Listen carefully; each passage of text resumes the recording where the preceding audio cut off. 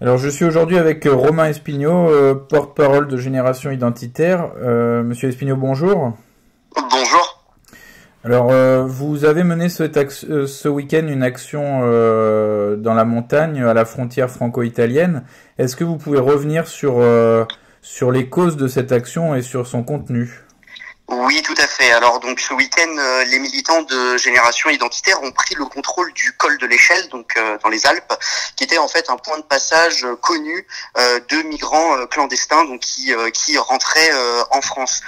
L'objectif était bien sûr de bloquer ce col, d'empêcher tous les migrants de passer, et également d'alerter sur la situation de ce col et de demander au pouvoir public d'intervenir.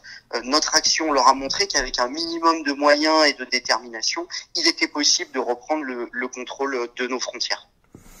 Alors, comment avez-vous été perçu sur place par la population locale, puisque je crois que la situation était sous tension bien avant ce week-end. Oui, tout à fait. Alors c'est vrai c'est connu dans la zone. Il y a des associations de passeurs qui travaillent.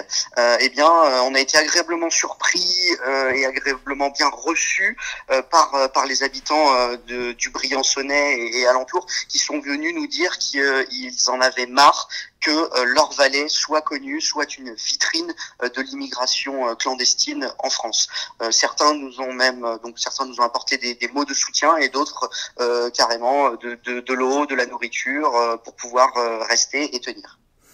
Et comment avez-vous réagi suite à la déferlante médiatique qu'il y a pu avoir tout le week-end? On a vu même des journalistes du service public qui ont enfreint leur devoir de neutralité par rapport à votre action en les commentant de façon assez insultante, même parfois. Les réactions politiques également. Comment vous avez perçu tout ça? Eh bien, en fait, on a perçu, effectivement, ça a été parfois un petit peu violent à notre égard, mais c'est normal puisque notre action était pertinente, puisque notre action était juste. Nous avons mis le doigt là où ça fait mal, au bon moment, et donc il y a eu des réactions. Il y a un gros désaveu de la part des pouvoirs publics qui n'ont pas eu ce courage politique d'intervenir et qui le font maintenant suite à notre action. Et je pense que cela dérange beaucoup.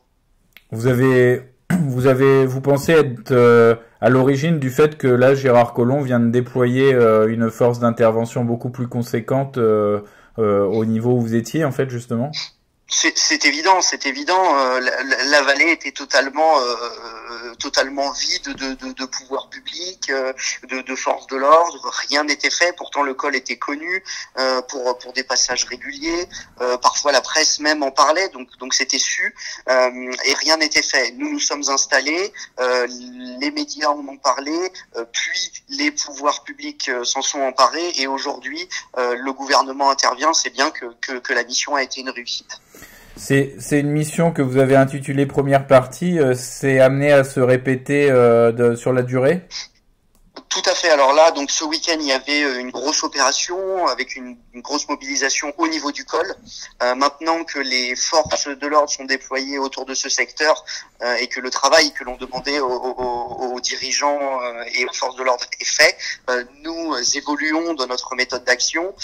Donc la deuxième partie de la mission, ça va être de déployer des équipes de surveillance mobiles qui pourront aller vérifier différents cols, empêcher encore une fois les migrants clandestins de passer, et également aller échanger avec la population, qui est aussi une bonne source d'information pour pouvoir enrayer un petit peu ce réseau de migrants clandestins et d'associations de passeurs.